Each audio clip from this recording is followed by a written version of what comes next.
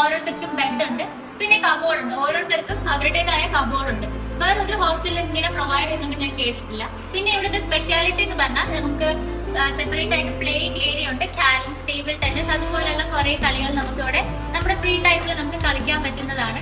പിന്നെ നമുക്ക് ഇവിടെ വാഷിംഗ് മെഷീനെ പ്രൊവൈഡ് ചെയ്യുന്നുണ്ട്. അതുകൊണ്ട് തന്നെ നമുക്ക് ഇപ്പൊ തുണി അലക്കാനായാലും നമുക്ക് കുറെ എഫേർട്ട് ഇടേണ്ട ആവശ്യമില്ല, പെട്ടെന്ന് തന്നെ നമുക്ക് കഴിയുന്നുണ്ട്.